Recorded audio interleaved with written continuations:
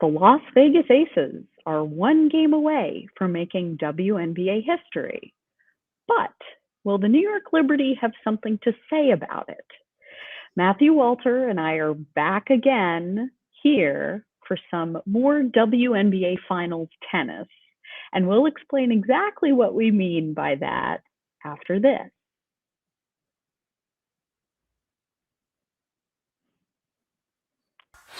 Ogunbowale for the win. You are Locked On Women's Basketball, your daily podcast on women's basketball.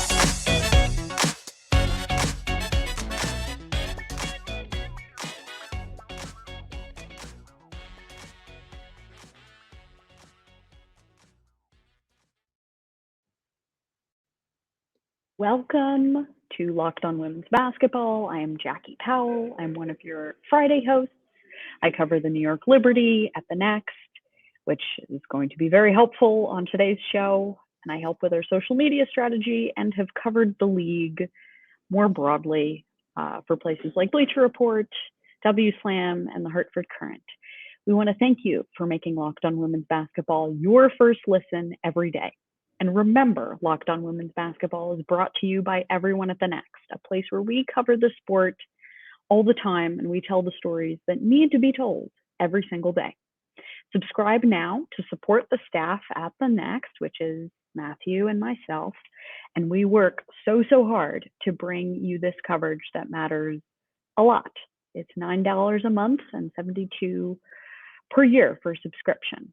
And also, we've been breaking records here at Locked On Women's Basketball. We continue to grow each month, and our listens are growing too. And that's all thanks to you, dear listener. And remember, Locked On Women's Basketball is free and available on all platforms, including YouTube, Apple Podcasts, Spotify, and many more. This episode is brought to you all by FanDuel Sportsbook, official sportsbook of Locked On. Make every moment more. Right now, new customers can bet $5 and get 200 bonus bets guaranteed. Visit fanduel.com/lockedon to get started. Last time we were together, dear listener, actually Matthew and I were with y'all a week ago with Natalie Heverin, where she basically served as our, I'm going to create the full metaphor here. She served as our line official if we're talking tennis.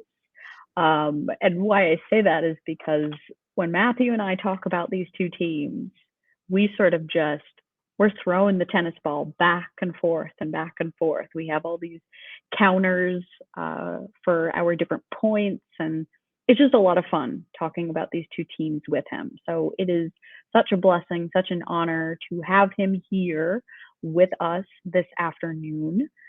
And so in segment one, we're going to talk about how the Aces have gotten here, where they're one game away from doing something a WNBA team has not done in over 20 years. Segment two, we'll try to parse through what is going on with the New York Liberty. And I have some more reporting from practice today about that. And then in segment three, we're going to try to set some sort of expectations for game three. Each time we do this and predict and preview, we always get it wrong. So we'll see what happens. But anyway, Matthew, thank you for being here. I think I will start with how exactly have the Aces gotten here to being on a 2-0 lead here in the WNBA Finals? I think they've done all the things they've done in the regular season, but to an even higher level. And I talked about this in my story after game two. Just in these playoffs, the Aces are doing all the things that they've done well, and even some of the things they haven't done very well, really, really well in this first two games. And I think, like Becky Hammon always talks about, it starts on defense, right? And the fact that they scored, I think, 17 of the first 19 points in game two, the fact that they've made Sabrina Ionescu, Courtney Vandersloot, Benai Gilesny to some extent almost non-existent in the first two games offensively has really just the defense has basically done the job that it has done at times in the year. And like you talked about why in those two games in August the Aces look so bad, and the Liberty were able to dominate so well. Well, I think part of that is, we talked about the Aces always seem to come to play New York at the end of a road trip. Well, now the Aces are fresh, right? When the Aces are fresh, when the Aces are rested and they lock in on defense, when they buy into what they have been trying to do, they're almost unbeatable. They're basically unbeatable. And we talked about Sabrina Ionescu has been really struggling, who had just destroyed the Aces in the regular season, 18 made threes over the 4 games that they played each other. Jackie Young has basically fully committed to saying Sabrina Ionescu is not going to get any open shots. Because you looked at, she got a couple open ones in game 2, she knocked them down. But to the extent that the Aces defense has said, she is not going to kill us. They seem to be okay letting Jonquel score inside because she's been like the one main threat that New York has had. But for the most part, they have taken the guards for New York completely out of the game and tried to say, okay, now you have to beat us just with your interior game. And we have the ability, just like you, to knock down outside shots. And that's how they started game 2, right? They hit all those threes in those first couple of possessions. They got out in transition after getting stops, and they really ran the floor hard. And they probably played the best game they've played all season in that game 2 win. Yeah, it was quite staggering. I mean, everything was falling. Kia Stokes shot confidently and made 2 out of those 3 corner threes, which was quite a sight. I mean, Asia even shot a 3 and make it. It was one of those types of games where not only did the Aces generate excellent looks, but they were making them too. And it just was. I spoke to Sabrina Ionescu post-game after game 2, and she was like, the first quarter was essentially a shooting clinic. But Matthew, I think what I am so fascinated by is you talked about how their defense is just so much better than it's been in the regular season.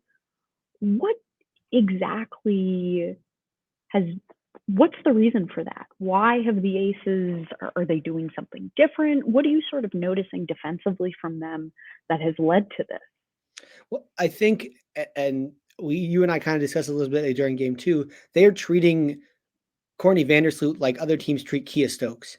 They are totally okay with her shooting open shots because they're sort of playing the numbers, right? She's the least likely to shoot the ball. She's sort of on the back half of her career. Not to say she's not a good 3-point shooter, but she doesn't love to shoot the outside shot. And they understand of their weapons on offense, when she's in the game of their 5 starters, she's the least threatening to score.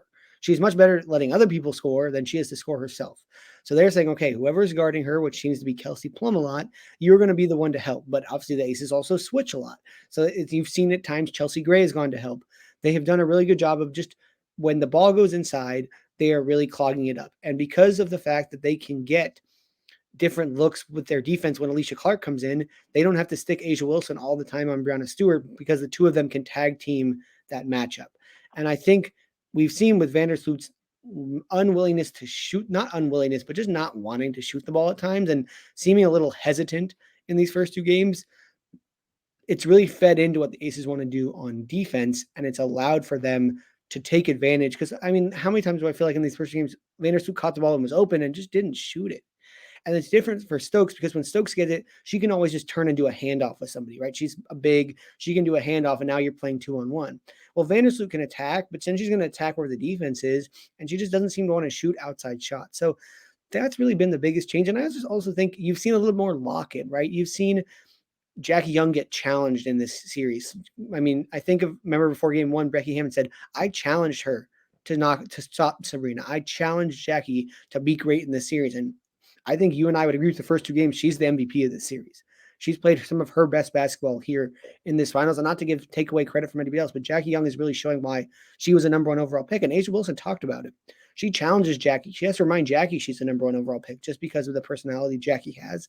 And she stepped up and really said whoever she's guarding, which is usually Sabrina, a little bit of game 2, she guarded Maureen Johannes, that she is going to lock that person down. They're not going to get open looks. And you can see that Jackie Young is focused. And I turned to you, I think in game 2, said, this is the most emotional I've seen Jackie Young maybe the entire year.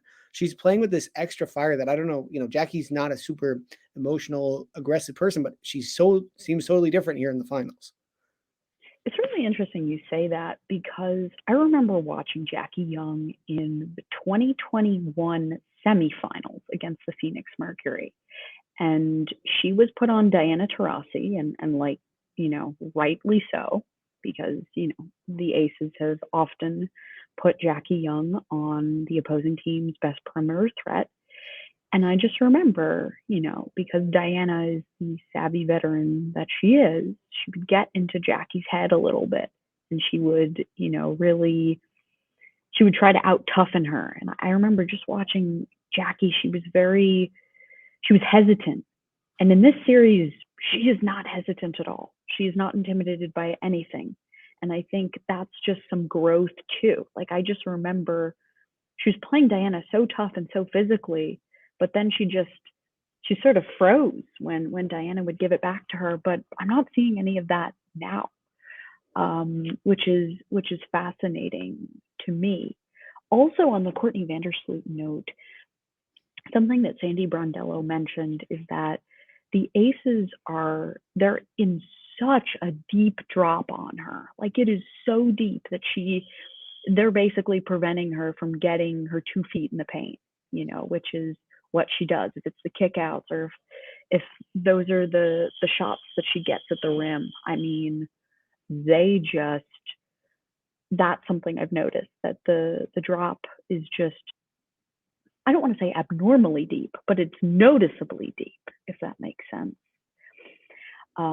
But okay, so before we talk more about the New York Liberty and what exactly is going on, I want to remind you all about our title sponsor, FanDuel. So, snap into NFL action this season with FanDuel, America's #1 sportsbook. Right now, new customers get $200 in bonus bets guaranteed when you place a $5 bet. That's $200 in bonus bets, win or lose. If you've been thinking about joining FanDuel, there's no better time to get in on the action. The app is easy to use. There's a wide range of betting options, including spreads, player props, overs and unders, and more. So visit FanDuel.com/lockedon and kick off the NFL season. FanDuel, official partner of the NFL. Visit FanDuel.com and include money lines, props, etc. Also around the WNBA Finals. That is still going on, folks. All right. Why don't we get back to our program?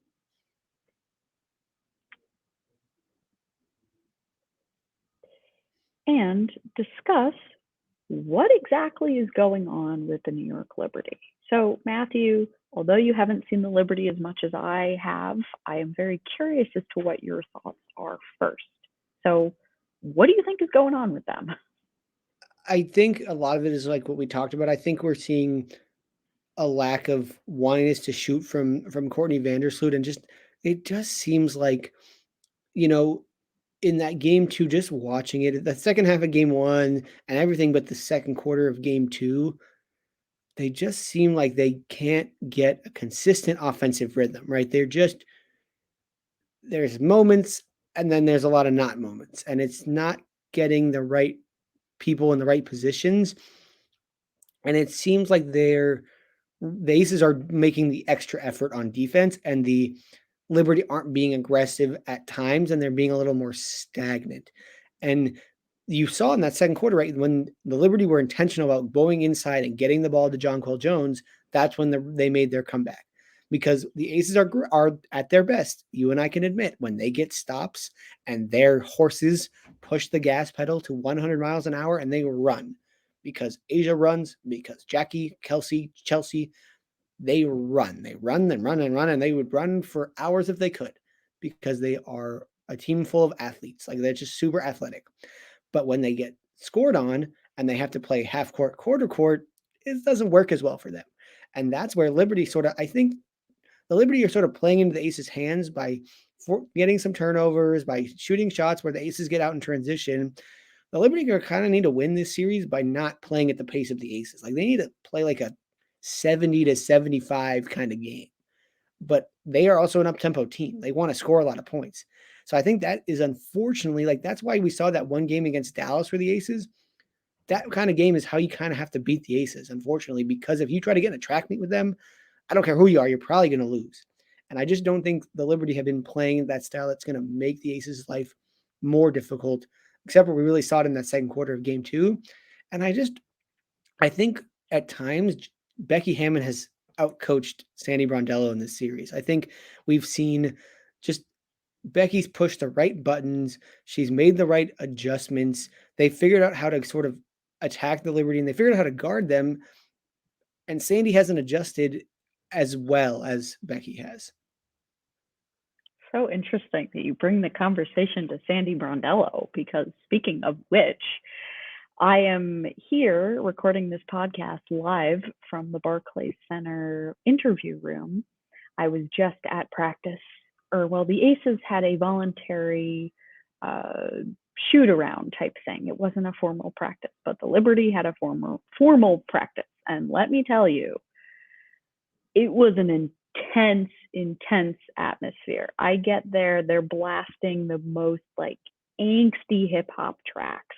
I mean, I Shazammed one of them because I was like, ooh, I want to remember this. If I look at my phone now, I think I could probably tell you, but it was that there was just like a noticeable feeling in the practice space. But to get to my point, Sandy Brondello spoke to the media for around 20 minutes. I looked at my recorder. She was talking with us for 20 minutes. And in the span of that 20 minutes, she must have dropped the F-bomb 10 times. 10 times.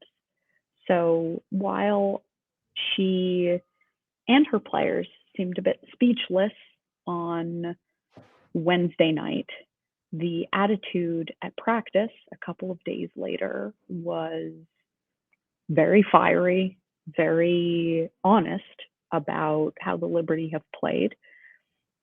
We even saw Brianna Stewart hold herself accountable.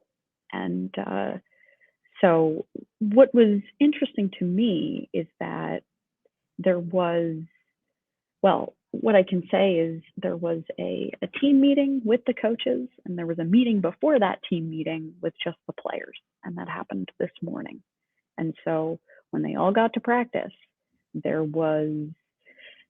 we always talk about that cliche about locked in and intensity or whatnot. But Sandy Brondello noticed a change in how they were, what they were doing. And someone asked, did you not feel that focusedness in Las Vegas? And she said, people were focused, but there was less talking than there was today. There was a lot of talking today during practice. And so it's so interesting that I was thinking about this. And you know how in our pre-show with Natalie, one of the narratives was, oh, the Liberty are battle tested. They're prepared for a fight, no war, because of the first two opponents they've had.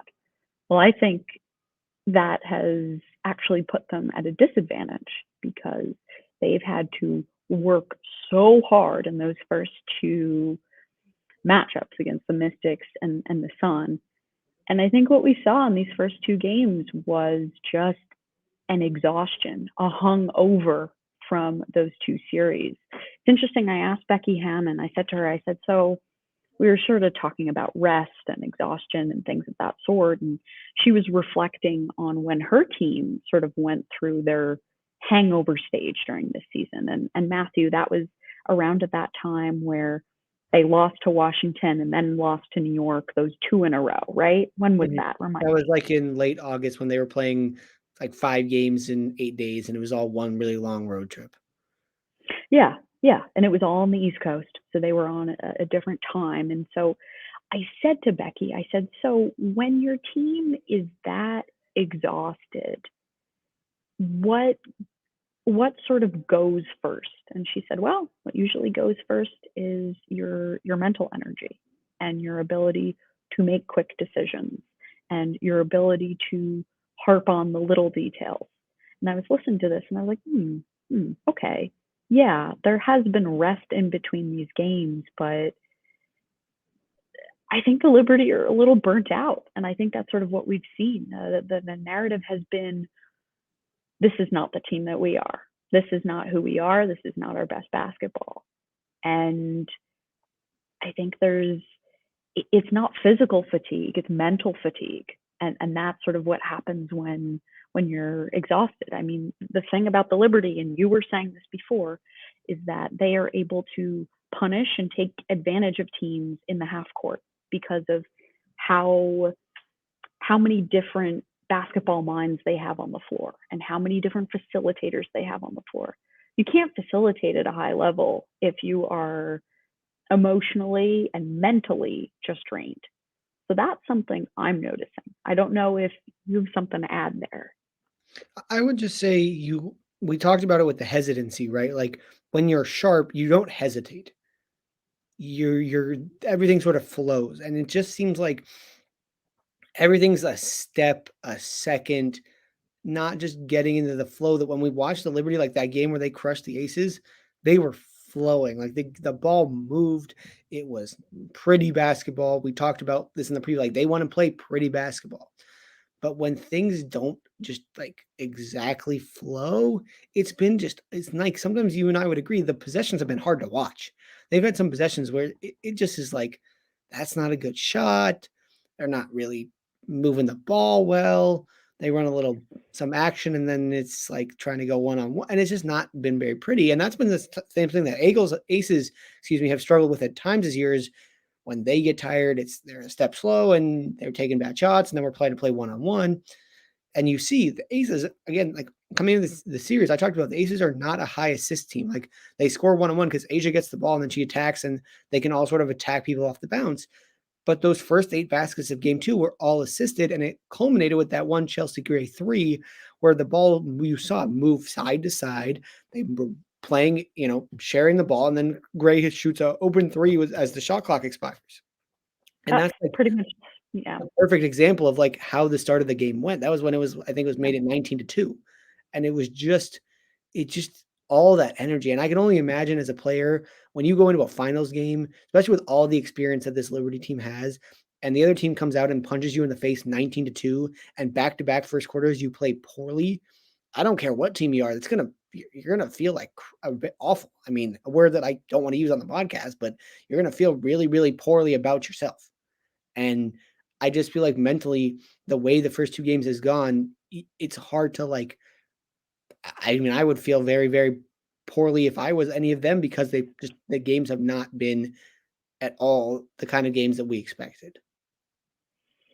Yeah, I mean, I could add on, which I think I'll save this little nugget for our third segment. But the thing I was trying to say before is it's almost like the Aces are playing both their style and the Liberty style at like hyperdrive, if that makes sense. I mean, that play you were describing where Chelsea Gray hits the open 3 as the clock is expiring, that's how the Liberty play at their best.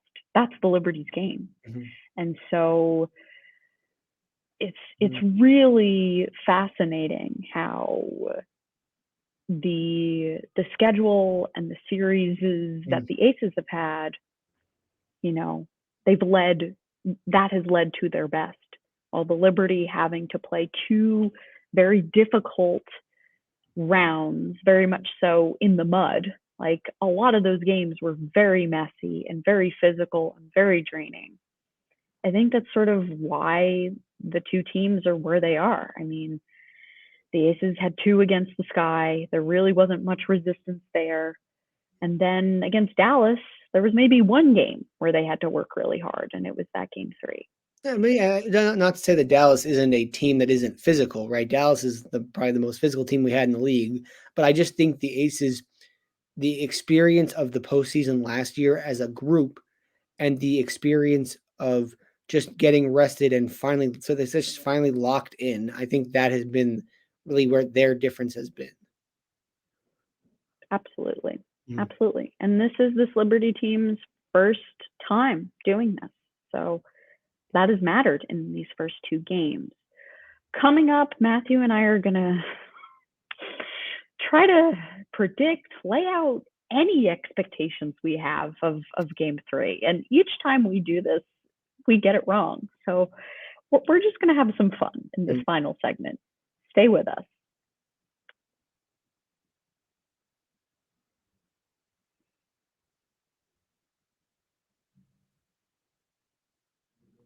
And we are back. Before we get into the final segment, I just want to thank you all for listening to Locked On Women's Basketball. You can find us on Spotify, YouTube, wherever you get your podcasts. I do want to remind y'all that tomorrow we have our Saturday show, our WNBA Draft Retrospect series with our 3 scouting folks. And they're going to be talking about Seattle Storm franchise linchpin Jewell Loyd. So you do not want to miss that. Come back and hang out with our team tomorrow. Okay, Matthew, here we go. Here's the most random time of this show where we're just going to, what do we think is going to happen in Game 3? I'm going to start with you. What do you think may happen? So since I think we're 0 for a number I would assume is like 8 or 12 or whatever, I'm just going to pick a really random thing and say like the Liberty blow the Aces out by 30. Who knows? I mean, like seriously, that's just my way of saying like nobody knows. And it's not to say that I could have some like numbers thing and I could say, oh, you know, this will happen and then this and this. It's just this series has made no sense. Like you look at, they've played each other 7 times. The Aces are up 4-3. Not one game has been closer than 9 points. And for 2 teams that were billed as like the 2 superstar teams and the 2, how come we can't get a 1 to 2 possession game? Like I don't know what the difference is. I don't know whether it's, coaching, player performances. I don't know what it is, but these 2 teams haven't played a game that has been close. My guess is somebody's going to win by more than single digits because that's just what's happened every time they've played. I don't know who it's going to be. I wouldn't be surprised if the Liberty win by 30. I wouldn't be surprised if the Aces win by 30 because at this point, nothing surprises me other than a game being close. That would be what surprised me at this point. Game, it's like a 1 to 2 possession game. I'd be stunned. Be cool, be fun to watch, but it just hasn't happened. Yeah, it's sort of been wild. Like as I said last week when we were on with Natalie, I was sort of saying, oh, well, this is the time when it's going to get close, when it's going to be back and forth. And it's sort of, we're only seeing that in quarters. It's the type of thing where you have maybe a quarter in this game and a quarter in that game when it's like that. And then you sort of have one team just pushes the gas pedal to the max and the other just can't respond. I do, as you said, I do not know why that's the way it is. Maybe it's because these are teams that have ultra competitors, and I really have no idea. I mean, I think it's really interesting that we're in the midst of WNBA history in this, I don't know if I want to call it a manufactured rivalry.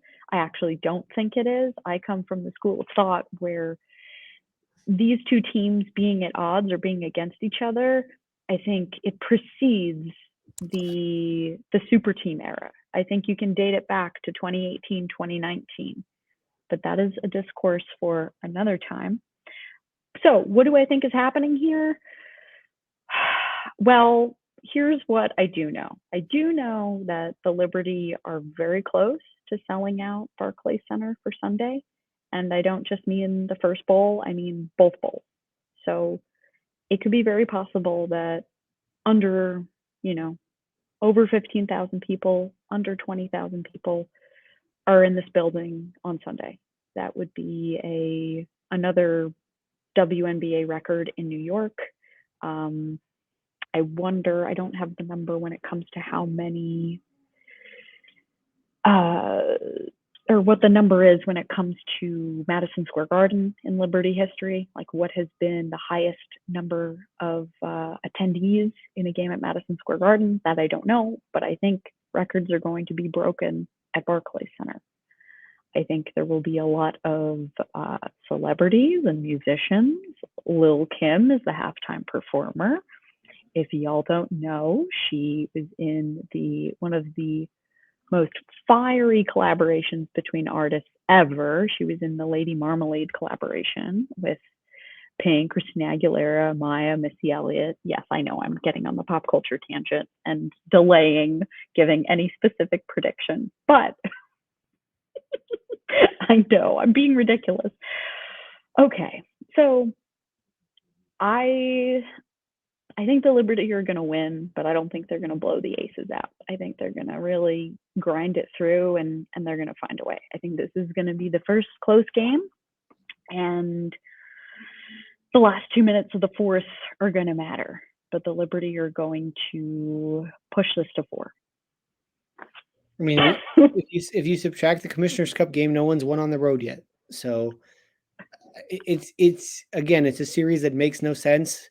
It should have some logic to it, and yet every game, 9 points or more. I mean, it's very odd, and I don't think in my lifetime I've watched a lot of basketball. I'm 26 years old. I can't remember the last time we had a series like this where somebody didn't win some sort of game that came down to the wire. Like even the Aces finals last year against Connecticut, where they looked like the better team. Like I think game 4, the Aces won because Raquan Williams got hot and right there at the end of the game. So how we haven't seen that yet between these two teams is stunning. It's incredibly stunning. Actually, Becky Hammon reminisced today and brought up that fourth quarter with Raquan Williams. And the reason I bring this up is because she was sort of talking about what she feels like the group has learned from that Connecticut series of last year, sort of where they get to game 3, they get to Connecticut, and they're blown out by 30. And so I just wonder, will we see growth from that? I mean, I know it's been a year's time. There's some different pieces on the team, but, you know, the core 4 are the core 4. So I just wonder, does that familiarity of that experience, does that factor in, or, you know, does it not? We'll see. I think you and I have figured out so far through 2 games, this series brings us something new every time. Yes, it does. And we want to thank you for making Locked On Women's Basketball your first listen every day. I want to give a huge thank you and shout out to Matthew for hopping on this afternoon for our, I guess, weekly round of WNBA Finals tennis. It might be the last one. It might be, which is really sad, but it's been really fun. And please follow him at Matthew Walter 96. That's MatthewWalter 96 on all of the interwebs, with how Twitter and X and all of that is now. I just say the interwebs. And I will remind you all that we have a show tomorrow on Saturday. It will be Jewel Lloyd's WNBA retrospect. Lincoln and Hunter are going to be looking at Jewel Lloyd's college tape from Notre Dame, and they're going to be breaking it down. So we hope that you join us then. Well, this has been Jackie Powell and Matthew Walter. And we are signing off. Have a wonderful weekend, everyone. Ogumbawale for the win. Good! You are Locked On Women's Basketball, your daily podcast on women's basketball.